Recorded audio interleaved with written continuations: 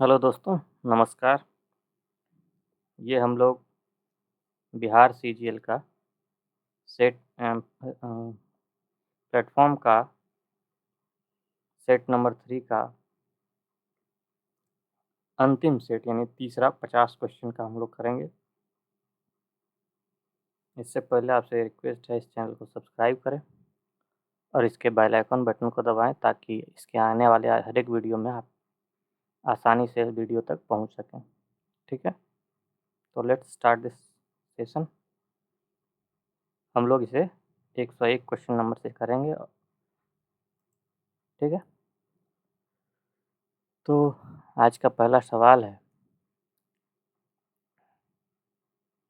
कि एक पंक्ति में ए, पी और क्यू, ए जो है पी और क्यू के ठीक मध्य बैठा हुआ है। ठीक है? 1 मिनट।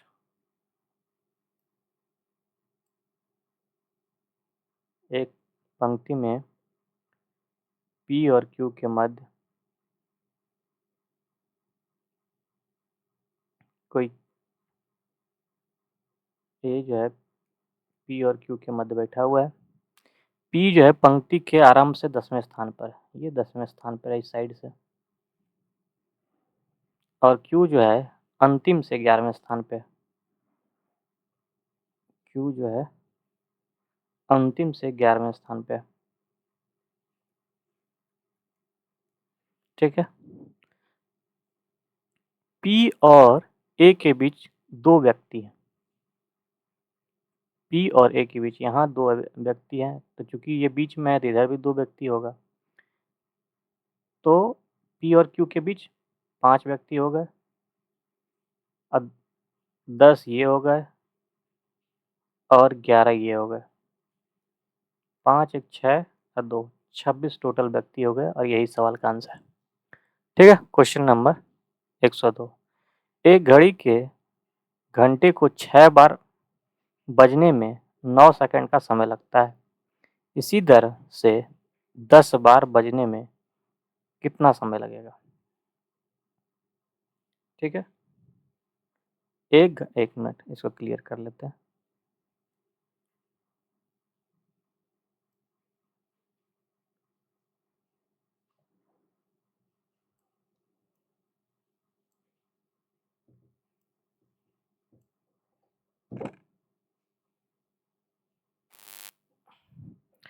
तो कहता है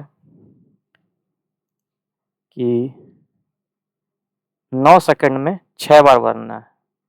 9 सेकंड में 6 बार बजना है। और कहता है 10 सेकंड में कितना बार बजेगा? तो 2, 3 तो 10 दूना 20, 3/20।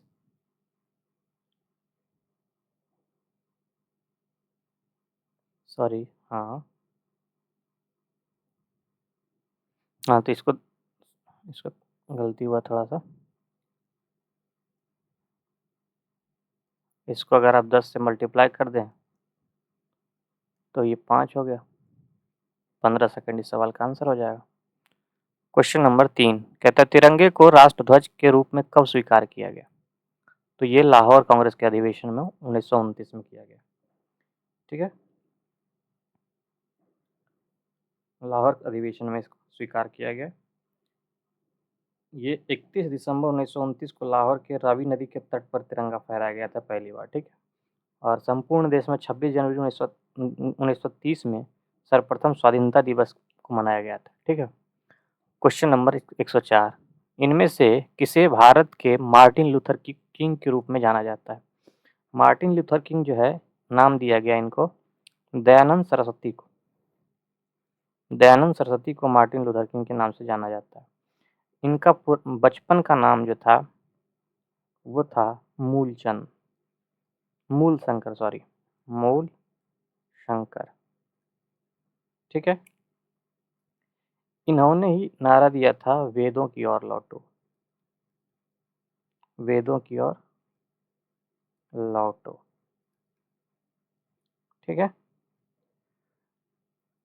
क्वेश्चन नंबर 105 कहता है लक्षद्वीप में शाखा खोलने वाला पहला निजी बैंक कौन सा है? तो ये है आपका HDFC। कौन सा है? HDFC ने पहला शाखा ये खोला है। कब खोला है? 11 अप्रैल को 2024 को। जुलाई 2025 तक भारत में कुल कितने बाघ अभ्यारण्य? वो हैं 58। कितने? 58 हैं। 58वां जो है, 58वां की बात करें तो ये है MP में, ठीक है, गुरु घासीदास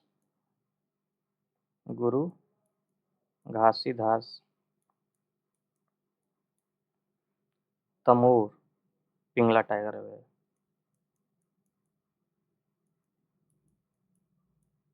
रिजर्व, ठीक है। 107 अंतर्राष्ट्रीय सौर संगठन ISA 107वां सदस्य कौन सा देश बना? 107वां सदस्य जो बना है वो बना है मोल्दोवा। कौन सा बना है? मोल्दोवा। इसका जो है हेडक्वार्टर कहाँ है? हेडक्वार्टर है हमारा गुरुग्राम में, ठीक है। इसका हेडक्वार्टर गुरुग्राम में बना था। ये संगठन कब बना था? तो ये संगठन बना था आपका 2015 में, ठीक है, गुरुग्राम हरियाणा।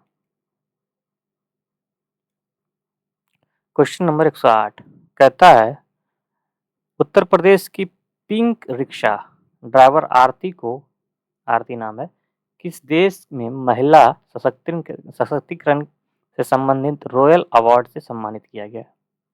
रॉयल अवार्ड से किसे सम्मानित किया? आरती को कौन से देश ने सम्मानित किया? तो ये किया आपको इंग्लैंड ने इसे रॉयल अवार्ड से सम्मानित किया, ठीक है। क्वेश्चन नंबर 109 कहता है 2024 में फीफा जो है सर्वश्रेष्ठ महिला खिलाड़ी का पुरस्कार किसने जीता? ये जीता आपका एटना बोनमती, ठीक है।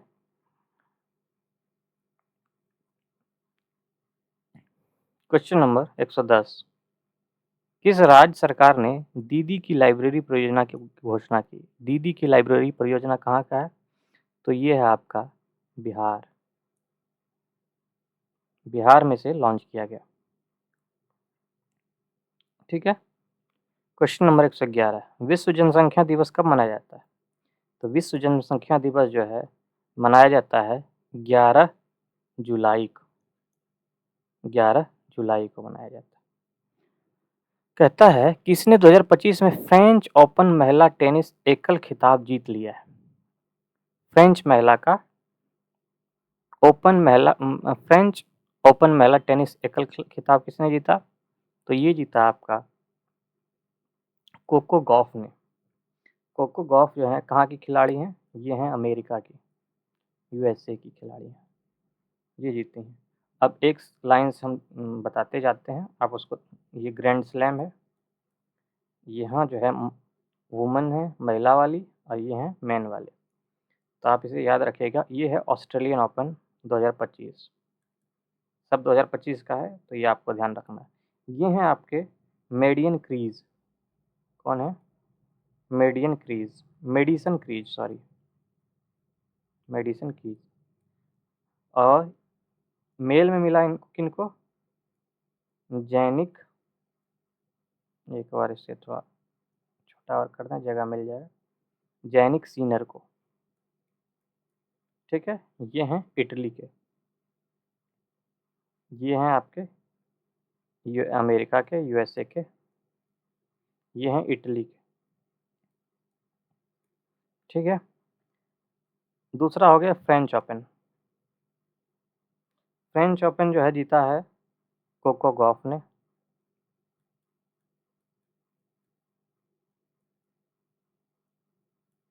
ठीक है। ये कहाँ के हैं? ये भी अमेरिका के हैं। और सॉरी, इसे मिटा के आप जो है यहाँ लिख सकते हैं,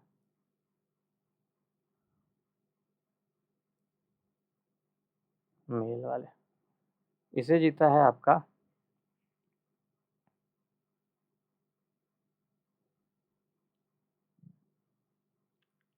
कार्लोस अल्काराज। ये भी हैं, ये स्पेन से हैं।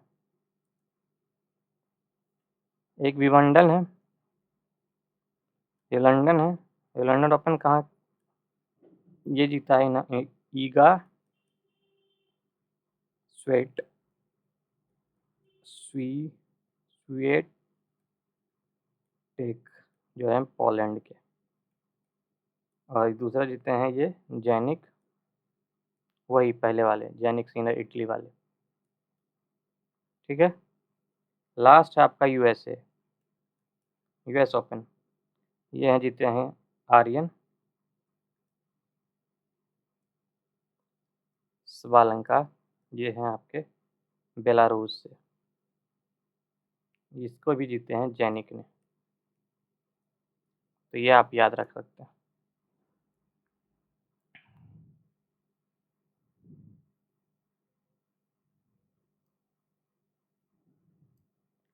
क्वेश्चन नंबर 113 कहता है ज्ञानेंद्र और अरविंद का आयु का अनुपात जो है 6:5। तो यदि उनकी आयु का योग यानी 6:5 है, कौन है ये, ज्ञानेंद्र और ये हैं आपके अरविंद। ज्ञानेंद्र और अरविंद ये ऐड करके आते हैं 11 की वैल्यू दे रखा है 55 गुना 5 हो गया। अब कह रहा है तो अब से 7 वर्ष बाद, अगर मान ले अभी का एज क्या होगा, इसको 5 से गुना करना होगा तो हो जाएंगे 6×5 30, ये हो जाएंगे 25। अब कह रहे हैं 7 वर्ष बाद इसमें 37 हो जाएगा, ये हो जाएगा 32 हो जाएगा। तो ये इस सवाल का आंसर है 37 और 32, ऑप्शन ए।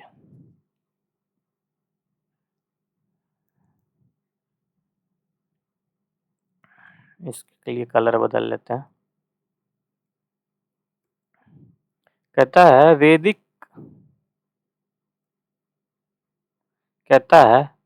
वैदिक की मासिक आय और व्यय का अनुपात इतना है। मान लिया जाए ये वैदिक क्या है, ये इनकम है और ये एक्सपेंडिचर है। अगर 8 इनकम है, एक्सपेंडिचर 5 है, तो सेविंग क्या हो जाएगा, सेविंग आपका बचेगा 3। अगर हम इसको 10 से मल्टीप्लाई कर देते हैं, सबको रेशियो बनाने, इसका परसेंटेज निकालना आसान हो जाएगा। यदि उनकी आय जो है 20% की वृद्धि हुई, 80 में से अगर 20% की वृद्धि होगी तो कितना होगा, 16 बढ़ जाएगा, 16×5 = 80, हाँ 16 बढ़ जाएगा तो ये 96 हो जाएगा। अब कह रहा है एक्सपेंडिचर कितना बढ़ रहा है, 30% की कमी हो रही है, तो यानी ये 30% की वृद्धि हो रही है, तो 30 मतलब 50 में 15 बढ़ जाएगा, 30% बढ़ गया, तो ये हो जाएगा आपका 65। अब सेविंग कितना बचा, इससे इसको घटाएंगे तो बचेगा आपका 31।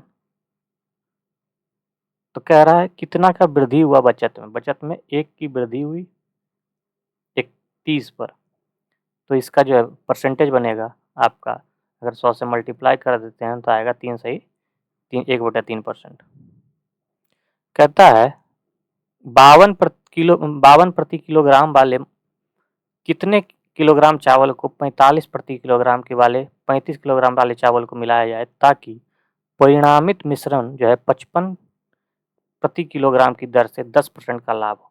अगर हम 55 में बेचते हैं और ये 10% का लाभ होता है, यानी 110% बराबर है, तो आप 100% का वैल्यू निकालिएगा। तो मान लिया जाए इसे अगर 11 10 से घटाएंगे, 11 × 5 = 55 हो जाएगा, 100% कितना हो जाएगा, 50 हो जाएगा। यानी 52 प्रति किलो वाला चावल और 45 प्रति किलो वाला चावल, ये है 35 किलो, ये हमको पता नहीं है, ठीक है। और कह रहा है चूँकि ये 100% 50 आया, तो ये 50 यहाँ आ जाएगा, एलिगेशन हम लोग लगा रहे हैं। इसमें और इसमें कितना डिफरेंस है, तो 5 किलो का, और इसमें कितना डिफरेंस है, 2 किलो का। 2 किलो की वैल्यू जो है 35 किलो दे रखा है, 2 की वैल्यू 35 दे रखा है। तो 17.5 गुना, ठीक है। तो इसका 17.5 गुना करना पड़ेगा, तो 17 पचे 85 प्लस 2 87.5 आ जाएगा, आंसर सी हो जाएगा, ठीक है। 115 का सी। क्वेश्चन नंबर 16 116 कंपनी में कर्मचारियों की कुल संख्या 960 है। यदि कंपनी में मालिक मतलब महिला कर्मचारी की संख्या, ये महिला है, महिला कर्मचारियों की संख्या जो है 420 है। तो कंपनी में पुरुष कर्मचारियों की संख्या जो है, महिला कर्मचारियों की का रेशियो अनुपात निकालना है। अगर देखा जाए टोटल 960 है, टोटल 960 है,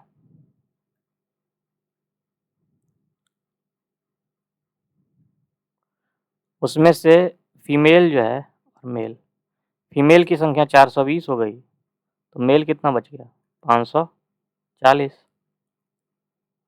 अब इसका रेशियो निकालिएगा तो ये तो कट जाएगा, आंसर आ जाएगा आपका 21 दूना 42, 27 दूना 54, 7 21, 9 27, 7:9 आ जाएगा, आंसर आपका डी। सॉरी, कुछ क्या रहा आपका महिला का, तो कंपनी में पुरुष कर्मचारियों की संख्या और महिला कर्मचारी, तो पुरुष हो गया आपका 9 और 7 हो जाएगा, रेशियो हो जाएगा 9 और 7, आंसर सी हो जाएगा, ठीक है। आंसर आपका क्या हो जाएगा, सी हो जाएगा, 9:7। क्वेश्चन नंबर 117 कहता है इसको सॉल्व करना है, सरल करना है। ऊपर वाला सॉल्व कीजिए, ऊपर वाला के 7 और 3 का रेशियो कितना आ जाएगा 21, 6 18 प्लस 7 दूना 14, नीचे क्या आ जाएगा आपका, यहाँ अगर करें तो इसका एलसीएम कितना आ जाएगा 20 और 6 का, तो आप 60 ले लीजिए, तो 10 माइनस 9, ऊपर कितना आ गया 8 4 12 यानी 32 बटे 21 बटे 1/60, इसको सॉल्व कीजिएगा, आंसर आ जाएगा आपका 440/7, ठीक है। इसको अगर यहाँ से सॉल्व करते हैं तो 32/21 गुना 60, इसको सॉल्व कीजिएगा तो 460 हो जाएगा, 660/7 आ जाएगा। कहता है हृदय चक्र के दौरान, हृदय चक्र के दौरान, सॉरी हृदय चक्र बोलता हूँ, हृदय चक्र के दौरान जो है क्या होता है, दाएं और बाएं निलयों द्वारा पंप किए गए रुधिर की मात्रा समान होती है, दाएं और बाएं निलयों द्वारा पंप किए गए रुधिर की मात्रा अलग अलग होती है, प्रत्येक आलिंद द्वारा प्राप्त रुधिर की मात्रा अलग अलग होती है, या महाधमनी फुफ्फुस धमनी द्वारा प्राप्त रुधिर की मात्रा अलग अलग होती है। तो इसका आंसर है आपका दाएं और बाएं निलंद द्वारा पंप किए गए रुधिर की मात्रा जो है समान होती है, आंसर हमारा ए हो जाएगा, ठीक है। क्वेश्चन नंबर 119 कहता है कि निम्नलिखित में से किस एक पदार्थ का निष्कासन जो है हमारे शरीर में फेफड़ों द्वारा बहुत बड़ी मात्रा में की जाती है। फेफड़े द्वारा कौन सा सबसे ज़्यादा मात्रा में क्या हो जाता है, कार्बन डाइऑक्साइड और जल का जो है मात्रा हम लोग सबसे ज़्यादा मात्रा में निष्कासन करते हैं, ठीक है, हमारे शरीर के फेफड़ों में से। क्वेश्चन नंबर 120 कहता है किसी विद्युत चुंबकीय तरंग की आवृत्ति जो है हवा में n है, यदि यह तरंग म्यू अपवर्तनांक वाले माध्यम से प्रवेश करती है, जब आवृत्ति का मान क्या होगा, तब आवृत्ति का मान जो होगा उसमें कोई बदलाव नहीं होगा, n ही रहेगा, क्योंकि आवृत्ति जो है उसके तरंग पर कोई निर्भर नहीं करती है, ठीक है। क्वेश्चन नंबर 121 निम्नलिखित में से कौन सा विकल्प सही है, साबुन के मिसेल का बनना सभी तापों का पर संभव है, साबुन के मिसेल किसी विशेष सांद्रता के बाद बनते हैं, या साबुन के विलयन का सांद्रण करने से मिसेल वापस आप अलग अलग टूट जाते हैं, या साबुन का विलयन सभी सांद्रताओं पर सामान्यतः प्रबल वैद्युत अपघटन के द्वारा व्यवहार करता है।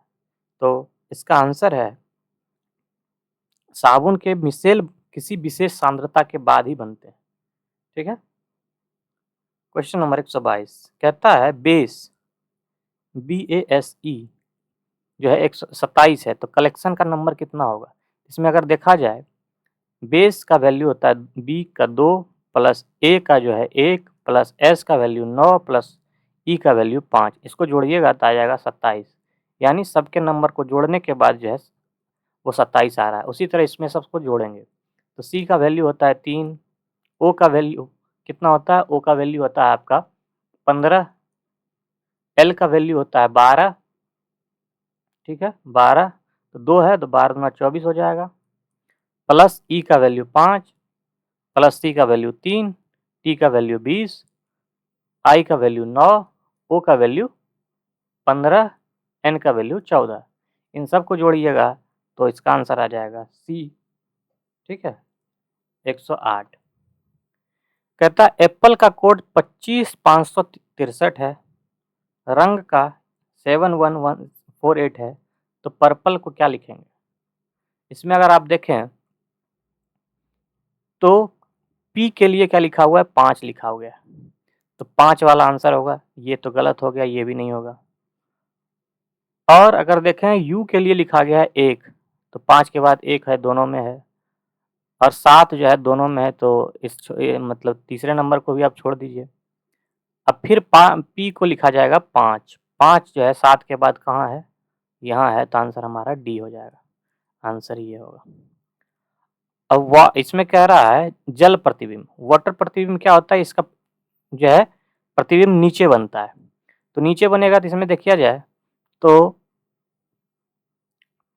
इसका जो बनेगा, इसमें अगर ऑप्शन देखिएगा तो सबसे बेहतर आंसर जो होगा 124 का वो बनेगा आपका B, क्योंकि इसमें 7 तो 4 तो सब में सेम है। एक तो ये सीधा लिख दिया तो ये नहीं हो सकता, एक ये दोनों सही है, लेकिन इसमें जो है 5 जो है ये सीधा लिख दिया तो ये भी नहीं होगा, तो आंसर बचा हमारा B, और यही आंसर है। कहता है इसमें त्रिभुज की संख्या कुल कितनी है? तो इसमें अगर देखा जाए एक अगर इस तरह का फिगर रहता है, सॉरी अगर इस तरह का भी फिगर रहता है तो इसमें जो है 8 तरह का जो है ट्रायंगल बनता है। ठीक है। इसमें एक ये है,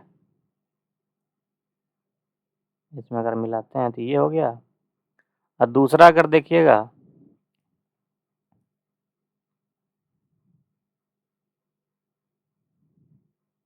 इसमें ये है, तो 8 गुना 2 बराबर 16 हो जाएगा इस सवाल का आंसर।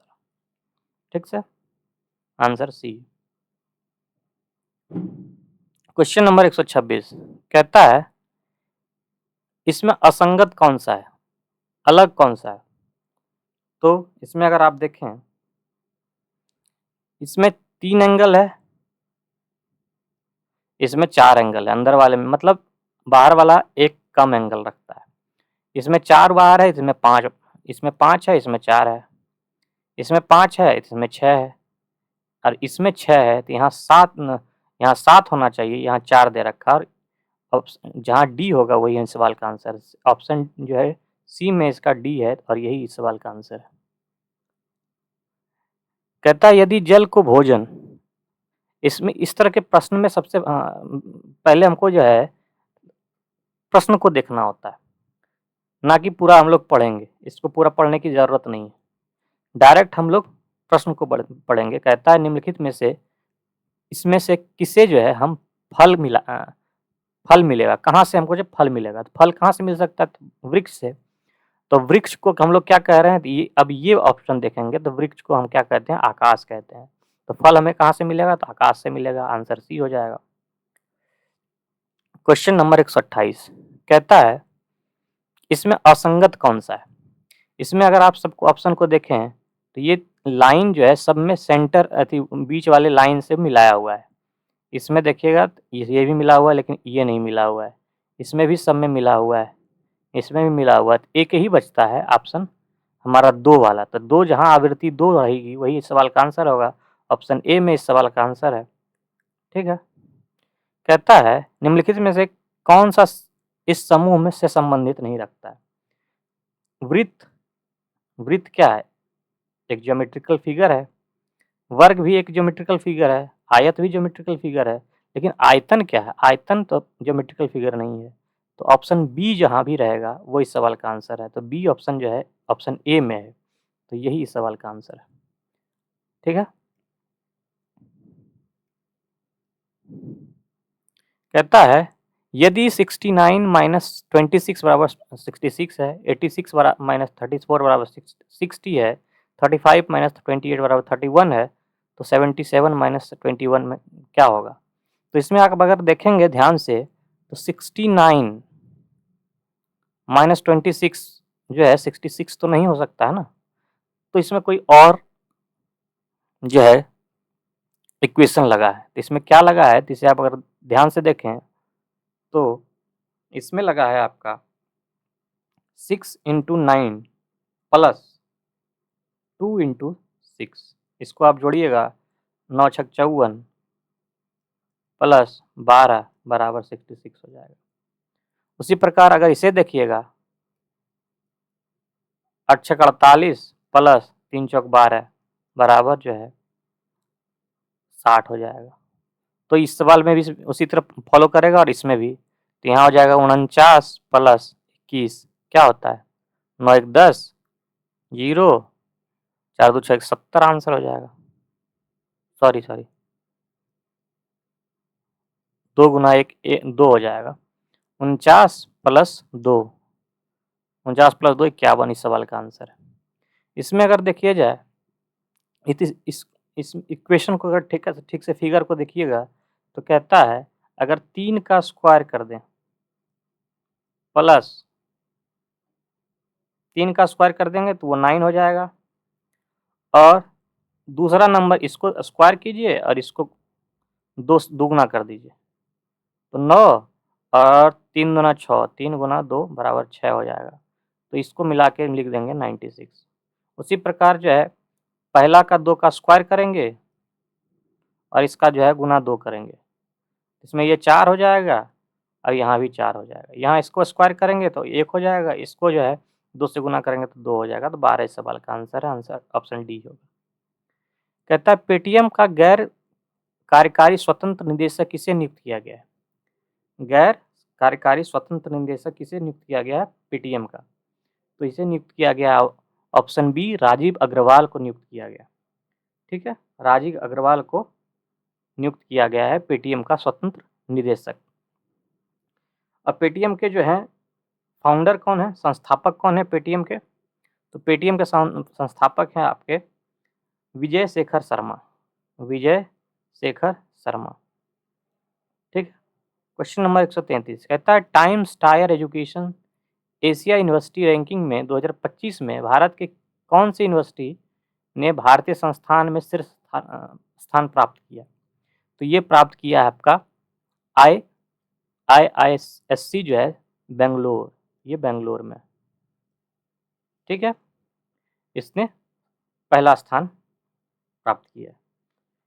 तो इसकी बात करें इसके शीर्ष रैंकिंग में, ठीक है, इसमें अगर शीर्ष रैंकिंग की बात करें तो पहला जो है सांघाई यूनिवर्सिटी चाइना, दूसरा जो है आपका पेकिंग यूनिवर्सिटी ये भी चाइना, और तीसरा नंबर पे आता है Singapore university Singapore. Question number 134 खरोष्ठी लिपि जो है भारत के किस क्षेत्र में प्रचलित है? तो खरोष्ठी लिपि जो है पश्चिमोत्तर क्षेत्र में जो है ये प्रसिद्धि बनाए हुए है। आप खरोष्ठी लिपि की बात करें तो ये लिपि जो है दाएं से बाएं लिखी जाती है। हम लोग नॉर्मली देवनागरी कैसे लिखते हैं, ये हम बाएं से दाएं लिखते हैं, लेकिन खरोष्ठी जो है वो जो है दाएं से बाएं लिखा जाता है। ठीक है।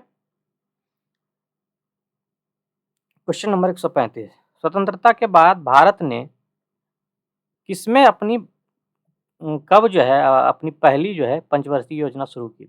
स्वतंत्रता के बाद भारत की पहली पंचवर्षीय योजना जो है स्टार्ट हुआ था 1951 में।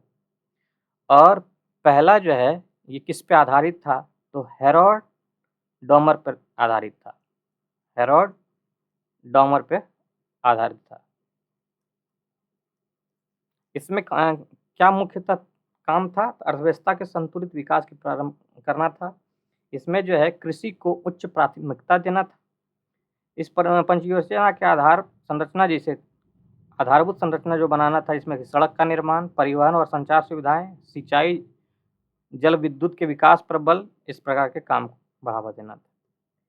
इस योजना के दौरान जो है भारतीय आय में 18.4% की वृद्धि तथा प्रति व्यक्ति आय में 11.1% का कुल वृद्धि हुआ था।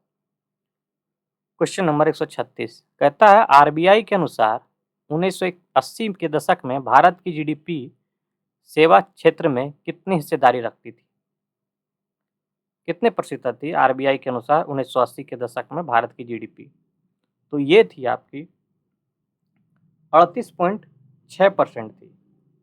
किसका, जीडीपी में सेवा कर, सेवा कर कहते हैं तृतीय सेक्टर, तृतीय सेक्टर की बात किया है, तो ये था 38.6%। ठीक है, और कहें अभी के समय में जो है प्राथमिक क्षेत्र जो है 8%, फर्स्ट मतलब प्राइमरी सेक्टर की बात करें तो अभी जो है 18% है। वहीं जो है अगर 1950 के समय कहें, 50-51 के समय, तो प्राइमरी सेक्टर की बात करें तो ये था हमारा 54.88%। ठीक है, कितना था, 54.88% था। क्वेश्चन नंबर 137 कहता है कि निम्नलिखित में से कौन सा मामला जो है आपराधिक कानून के अंदर नहीं आएगा, आपराधिक कानून के अंदर नहीं आएगा, तलाक का मामला, हत्या का मामला, चोरी का मामला और दहेज के उत्पीड़न का। ये तीनों जो है दहेज, हत्या और चोरी, ये जो है आपराधिक मामले के अंदर आता है, जबकि ये जो है ये सिविल मामला है, सिविल कोर्ट का मामला है, तलाक का मामला है, ये सिविल का मामला है, तो आंसर हमारा ए हो जाएगा। कहता है बारबाडोस देश की राजधानी कौन सी है, बारबाडोस की राजधानी क्या है, तो इसकी राजधानी है ब्रिज टाउन। क्या है, ब्रिज टाउन।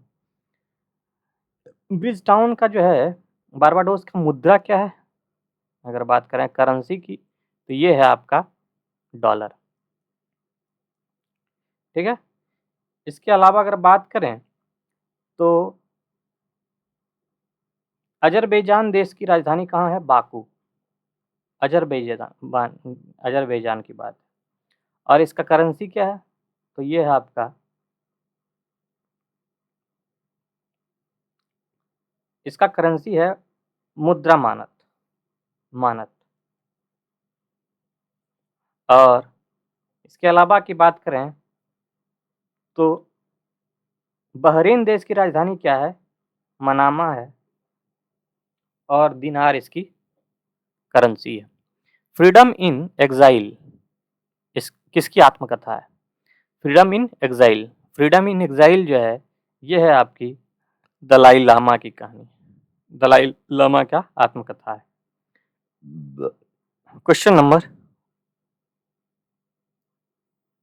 140 भारत सरकार द्वारा शुरू की गई निम्नलिखित योजनाओं को कालानुक्रम में व्यवस्थित कीजिए, नीचे दिए गए कोड भाषा में से इसको समझाइए।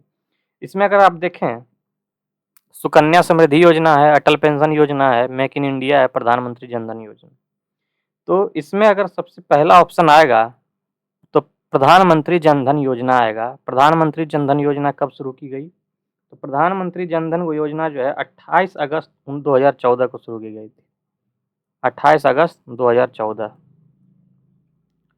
उसके बाद जो आएगा आपका मेक इन इंडिया आएगा।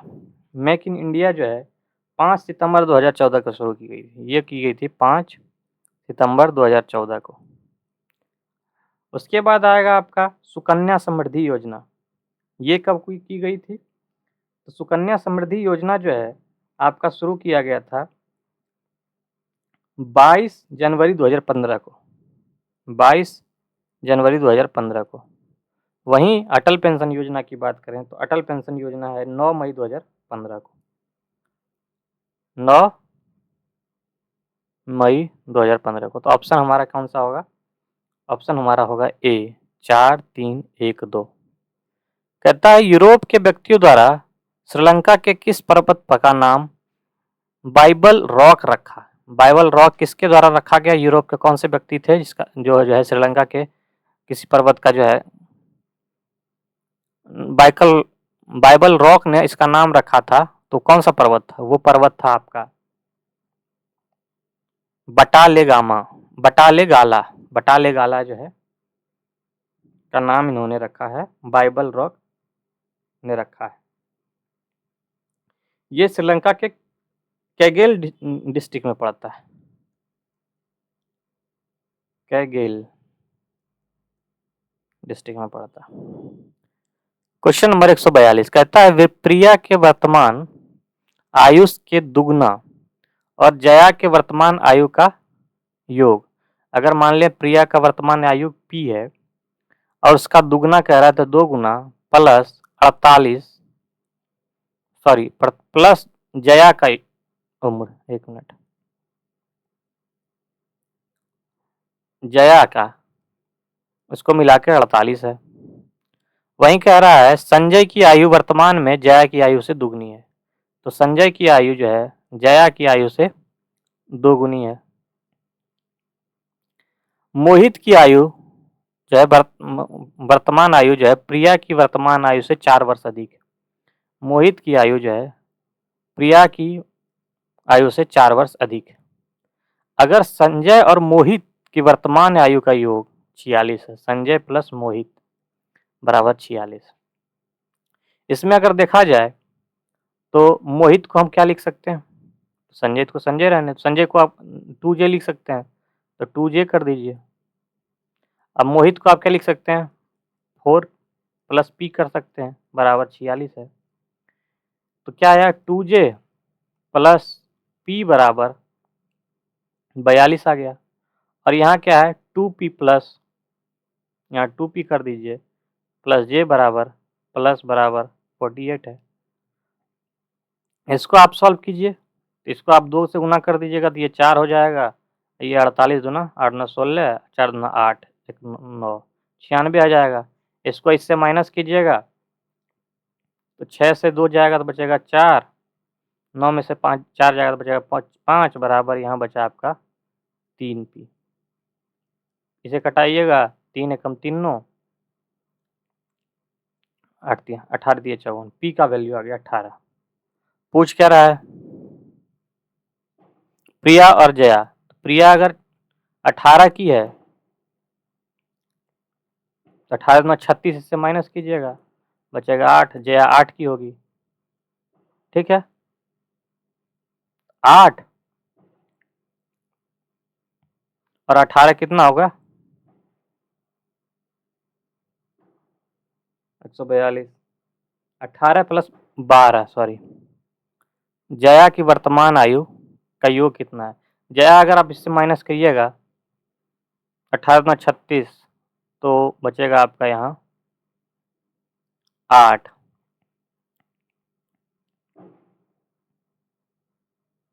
एक मिनट, कहीं तो गलती हुआ है।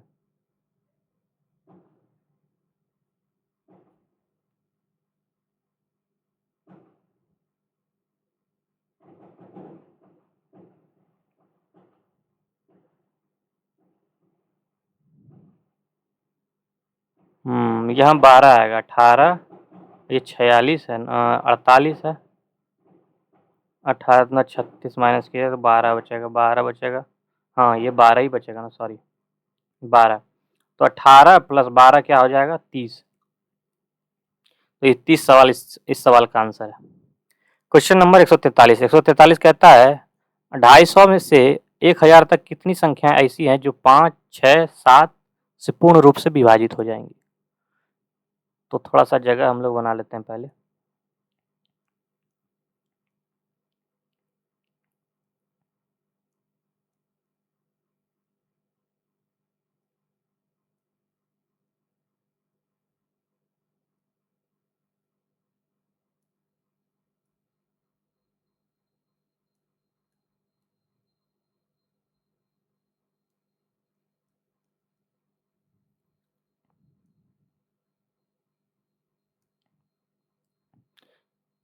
कहता है 250 से। पहले हम इन सब का एलसीएम लेंगे। 6 गुना 5 गुना 7, 7 छक 42, 6 पचे 30, 30 सत्ती सत्ती है 21, 210, 210। अब 210 तो 250 से कम है, तो इसको कम से कम 2 से मल्टीप्लाई करना होगा, तो 420 पहला नंबर होगा। ठीक है, दूसरा नंबर क्या होगा? 21 तिया 63 यानी 630, 21 चौक 84 और 21 पचे 105 हो जाएगा, नहीं 1050 आएगा। तो ये 1000 से ऊपर है और 250 से कम 210 है। तो इन दोनों के बीच जो है तीनों जो है 1, 2 और 3, यही आंसर हो सकता है और आंसर ऑप्शन नंबर डी होगा। क्वेश्चन नंबर 144 कहता है वह सबसे छोटी वर्ग संख्या ज्ञात कीजिए। वर्ग संख्या जो 6, 9, 12, 15, 13 से पूरी तरह से विभाजित है। इसमें अगर इस सवाल को अगर ध्यान से देखें, इसको आप बिना सॉल्व किए इसका आंसर आप बता सकते हैं। ठीक है, इसको आप बिना सॉल्व किए आंसर बता सकते हैं। सिर्फ थोड़ा सा सिर्फ जो है आप नज़र ठीक से दे दें तो बन जाएगा। इसमें कह रहा है कि वो 6 से भी कटना चाहिए, 9 से भी कटना चाहिए और 12 से भी कटना चाहिए, 13 से भी कटना चाहिए और 15 से भी कटना चाहिए, और वो एक वर्ग हो। तो इसमें अगर आप देखें कोई भी संख्या, अगर किसी भी जीरो वाली संख्या का अगर हम वर्ग करते हैं, मान लिया 10 का अगर वर्ग किए, तो हमेशा जो है इसमें जो है इवन नंबर का मतलब अगर बात करें कितना जीरो हो सकता है, तो इसमें जो है हमेशा इवन नंबर ऑफ जीरो हो सकता है। जैसे कि 10 का स्क्वायर किए तो इसमें 2 हुआ, अगर 100 का स्क्वायर किए तो इसमें 4 जीरो हो जाएगा। इस आधार पर अगर हम देखें तो इसमें 3 जीरो है, 3 जीरो तो कभी स्क्वायर नहीं हो सकता, 3 जीरो इसमें भी है, ये भी स्क्वायर नहीं हो सकता, इसमें भी 3 जीरो है, ये भी स्क्वायर नहीं हो सकता, लेकिन इसमें 2 जीरो है, तो 2 जीरो वाला स्क्वायर हो सकता है और यही इस सवाल का आंसर है। इसके अलावा अगर किसी और तरीके से देखें तो इसमें कह रहा है 9 का स्क्वायर हो, जो भी 9 का स्क्वायर हो उसका सम ऑफ डिजिट जो है, सम ऑफ डिजिट की बात करें, वो हमेशा 9 से डिविजिबल होगा। तो सम ऑफ डिजिट की भी बात करें तो इसमें अगर देखा जाए तो 7, 3, 10 और 1, 11, ये 11 नहीं हो सकता 9 से डिविजिबल। इसमें अगर देखिएगा 6, 2, 8, 1, 9, 9 है तो ये हो सकता है। तीसरा है 6, 4, 10, 5, 15, ये नहीं हो सकता, और एक बचा है ये। और अगर इसमें भी एक चीज और देखा जाए तो अगर 13 का अगर ये स्क्वायर होगा तो हमेशा जो है वो कम से कम 13 से तो कटेगा ही, 13 के साथ साथ 169 से भी कटना चाहिए, तो 169 का ये मल्टीपल नहीं है। अगर आप देखेंगे तो 13 से ये नहीं कट रहा है, 13 दूना 26, 13 49, ये 13 से नहीं कटेगा, लेकिन ये 13 से कट रहा है। तो आंसर हमेशा हमारा जो है किसी भी स्थिति में हमारा आंसर यही हो रहा है, ऑप्शन नंबर डी यानी 15, 2, 1, 00। इस तरह से भी किसी भी सवाल को आप बिना सॉल्व किए इसका आंसर निकाल सकते हैं। ठीक है, थोड़ा सा आपको दिमाग लगाने की ज़रूरत है, बाकी सवाल में कुछ है नहीं। ठीक है, क्वेश्चन नंबर 145 कहता है एक टैंक में 2 प्रवेश पाइप है जो क्रमशः 6 और 8, मान लिया एक पाइप है जो 6 घंटे में भर देता है, दूसरा पाइप जो है 8 घंटे में भर देता है, और तीसरा एक पाइप है जो निकासी पाइप है वो 10 घंटे में खाली कर देता है। तीसरा पाइप जो है ये अगर प्लस प्लस है, 3 माइनस वाला है, तो ये है 10 घंटे में खाली कर देता है। इसमें अगर देखिएगा 6 और 8 का एलसीएम निकालिएगा तो 24 आएगा और 240 इसका एलसीएम आ जाएगा। ठीक है, 240 अगर इसका आंसर निकाल सकते हैं, या फिर 120 कर दीजिए, 120 भी इसका आंसर हो जाएगा। 6 पचे 30, 8 पचे 40, 40 दिया, हाँ ये हो जाएगा। 6 दूना 12, 20 बार में, 15 8 20 से, और 10 12 बार में, तो ये आ जाएगा आपका।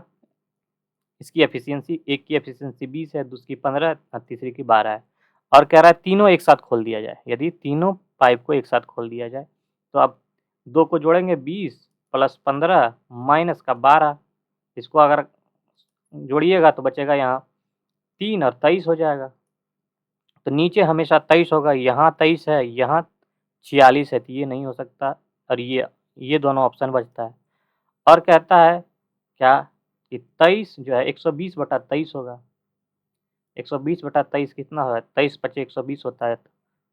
23 × 115 हो जाएगा। 23 × 115 प्लस 5 यानी हमेशा ये आंसर हो जाएगा। 6 वाला तो ज़्यादा हो जाएगा, तो 6 गलत हो जाएगा, ये भी गलत है।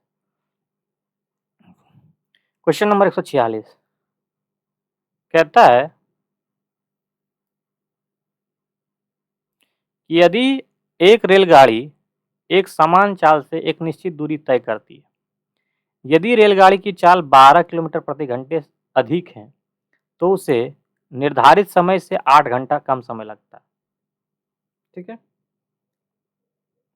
12 किलोमीटर प्रति घंटा अगर स्पीड ज़्यादा चलती है, तो इसको जो है वास्तविक चाल समय से 8 घंटे कम लगता है, और वहीं 12 किलोमीटर प्रति घंटा की स्पीड कम कर देता है, तो उसको 12 घंटा अधिक लगता है। तो इसका एक फॉर्मूला होता है वास्तविक चाल निकालने के लिए, वो फॉर्मूला आता है mn into T1 plus T2 बटे m T2 minus n T1।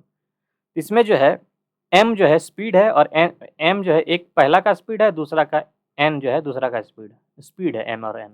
ठीक है, तो इसको अगर आप देखिएगा तो पहला का स्पीड क्या है 12 और दूसरे का स्पीड कितना कम किया गया तो वो भी 12 और टाइम क्या है पहला 12 दूसरा 8। मान लिया दूसरा 12 पहला 8। फिर नीचे पहली की स्पीड कितनी है 12 गुना 12 माइनस 12 गुना 8। इसको अगर आप सॉल्व कीजिएगा तो इसका आंसर आ जाएगा 60 किलोमीटर प्रति घंटा। ठीक है, अगर 7 किलोमीटर प्रति घंटा आ गई स्पीड तो यात्रा की लंबाई पूछ रहा है, तो टाइम पर कितना लगा। अगर 60 किलोमीटर प्रति घंटा की स्पीड से चल रहा है तो अगर हम निकालें दूरी तो इसमें निकालना होगा, अगर दूरी निकालना है तो चाल का गुना यानी 60 गुना 72 12 छक 72। ठीक है, बटे चाल का गुना बराबर और 72 माइनस 60 यानी चालों का अंतर जो है, एक का अगर 60 होगा एक में 12 जुट जाएगा तो वो हो जाएगा 72 में से 60 जाएगा, तो इसको अगर सॉल्व कीजिए गुना 100 टाइम से गुना कीजिएगा, टाइम जो है हमारा 8 है, इसको सॉल्व कीजिएगा तो आ जाएगा 2880। 2880 आंसर हमारा सी हो जाएगा। कहता है विषाणु और विरोइड, जिसे विषाणु कहते हैं, में अंतर क्या है। कहता है विरोइड में प्रोटीन आवरण नहीं होता है, लेकिन विषाणु में यह पाया जाता है।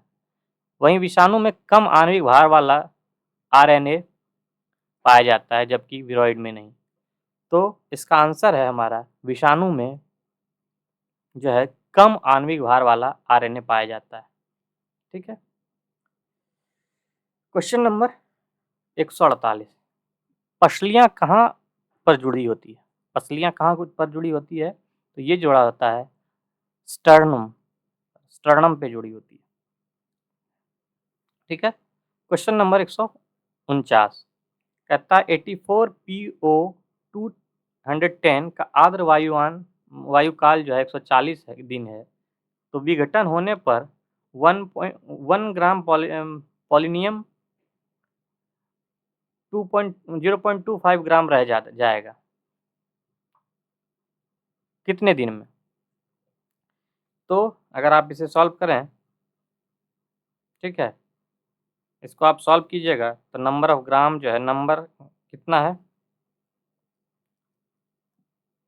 वो है 1 ग्राम। दूसरा अगर कहें 0.25 ग्राम पोलिनियम का। अब इसका अगर निकालता है टाइम क्या लिखा हुआ है 1/2 बराबर 140। इसको अगर आप सॉल्व कीजिएगा n बराबर NO हाफ ऑफ इसका स्क्वायर कर दीजिएगा 0.25 बराबर 1 इंटू 1/2 पावर n। इसको सॉल्व कीजिएगा 1/4 बराबर 1/2 n, तो 1/2 का स्क्वायर बराबर 1/2 n, तो यानी n बराबर निकल गया आपका 2। n बराबर 2 निकल गया तो 140 गुना 2 बराबर 180, सॉरी 280। इस सवाल का आंसर निकल जाएगा आपका बी। क्वेश्चन नंबर 150 कहता है उत्प्रेरक परिवर्तित करते हैं। क्या उत्प्रेरक क्या परिवर्तित करते हैं?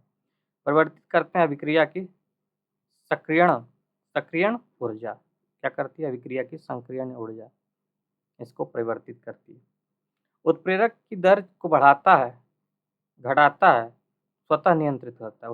उत्प्रेरक अभिक्रिया की दर को क्या करता है? कभी बढ़ा देता है, कभी घटाता है, और यह स्वतः नियंत्रित होता है। उत्प्रेरक प्रतिक्रिया शुरू करने के लिए आवश्यक तापमान और दाब को भी कम कर सकते हैं। सामान्यतः उत्प्रेरक का उदाहरण जो है एंजाइम, अम्ल क्षारक, उत्प्रेरक इत्यादि है। तो आज इस सेशन का यहीं समाप्ति होता है। 150 सवाल हो गए हैं।